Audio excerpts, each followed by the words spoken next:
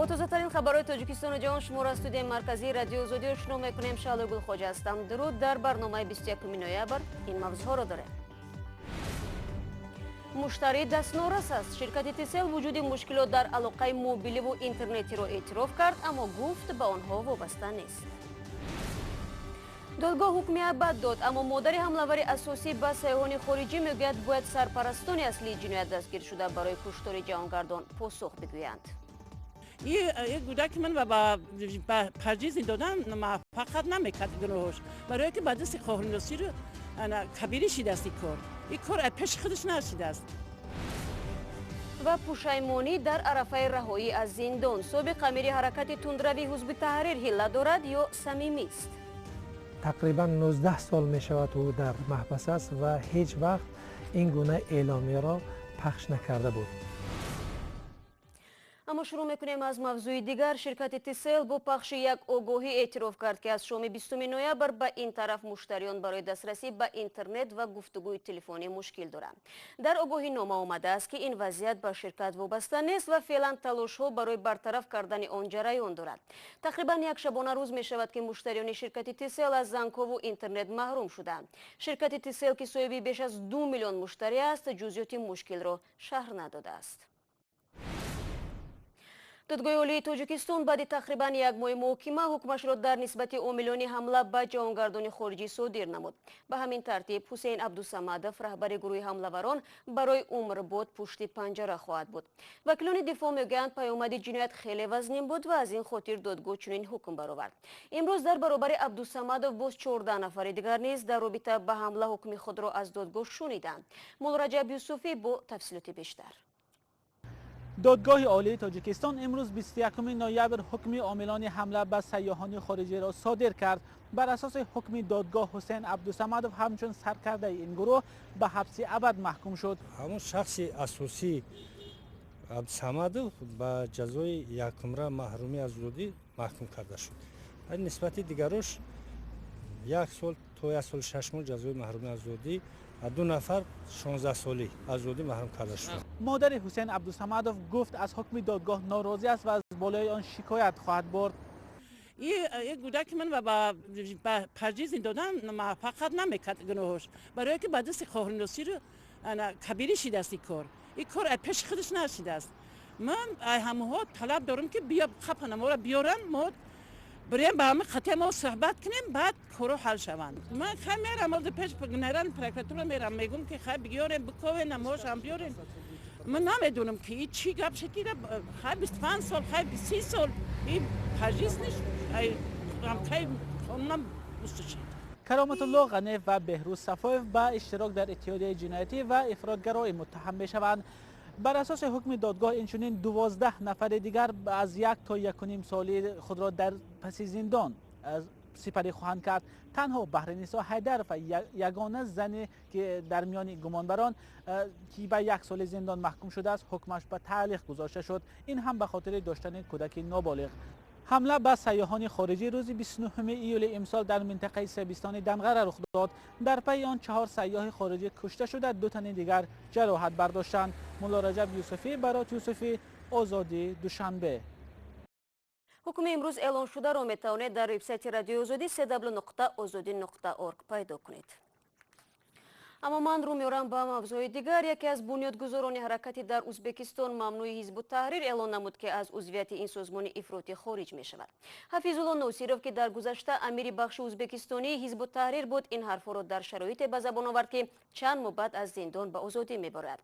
ناصیروف را بعد از سلسله ترکشو در تاشکند به 20 سال زندان محکوم نمودند. سراجدین اسلام همکارم از بخش ازبکی رادیو آزادی این موضوع را پیگیری داشت و قبل از برنامه من از او پرسیدم که تا کجا می شود این اصرارات امیر سابق را جدی گرفت.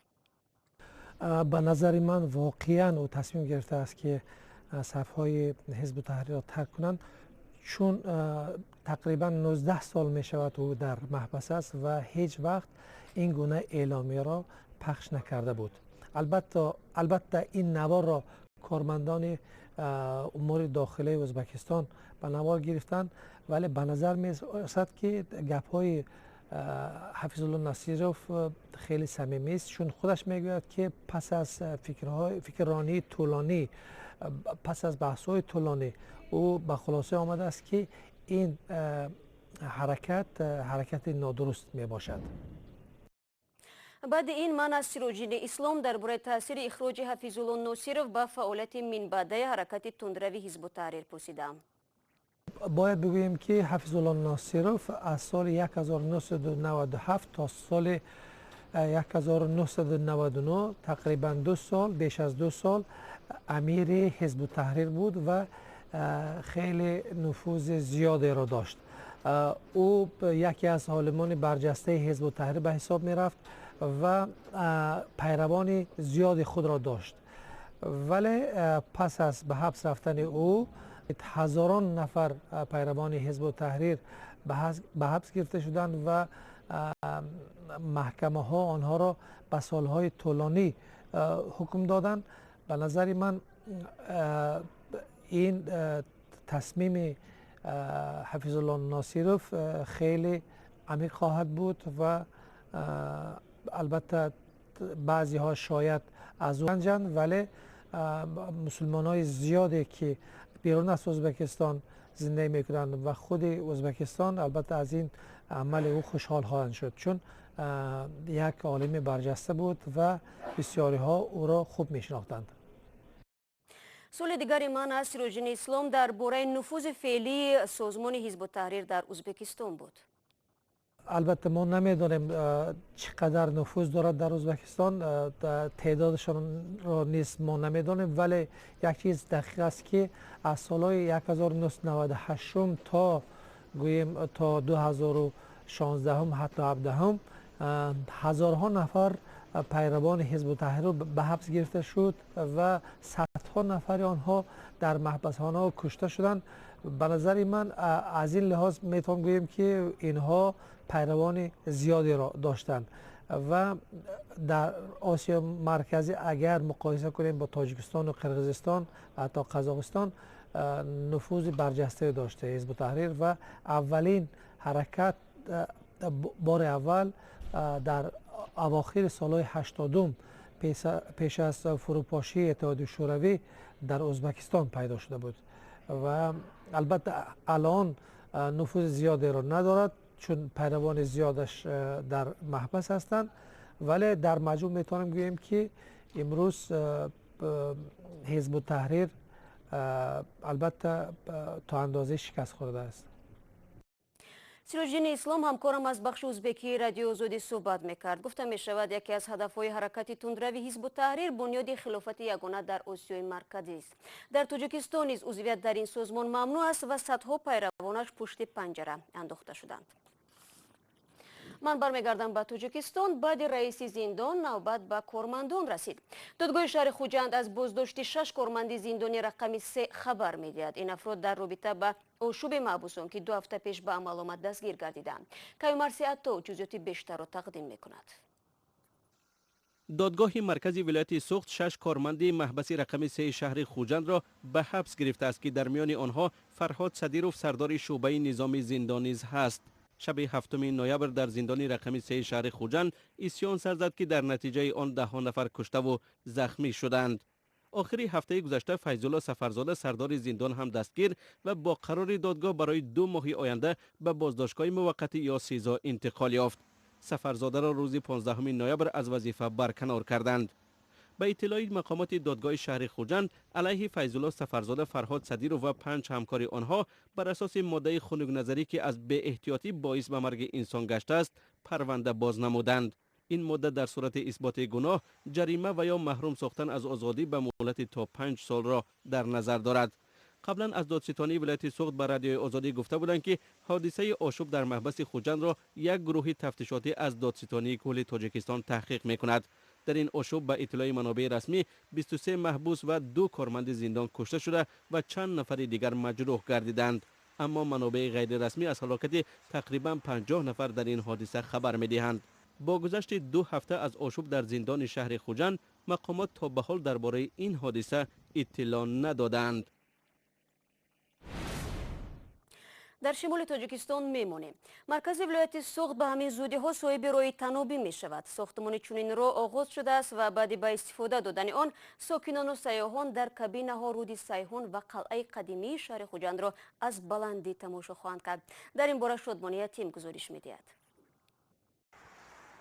ساکنان و مهمانان شهر خوجند تا اول سال آینده می توانند بر فراز رود سیر و قلعه قدیمی مرکزی ولایت سوخت توسط راه تنابی حرکت کنند.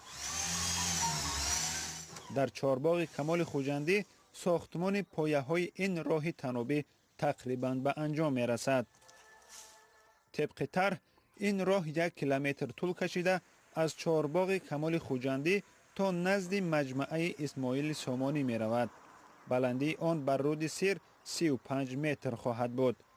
برای سیر ساکنان 47 کابینه که هر کدام گنجایش 4 نفر را دارند توسط خط سیم حرکت خواهد کرد.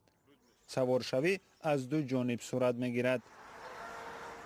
چهارباغ کمال خوجندی در کنار قلعه قدیمی شهر خوجند جای اصلی سیر و تماشا و جلب مهمانان و سیاحان در مرکز ولایت سوخت است. هر روز تا درگاه شب اینجا از آدم خالی نیست. اساساً از هوا تماشا کنیم خیلی خوب می شود به نظر من. با گفته مقامات ولایت سوخت راه تنابی با پل صاحبکاران محلی بنیاد می شود.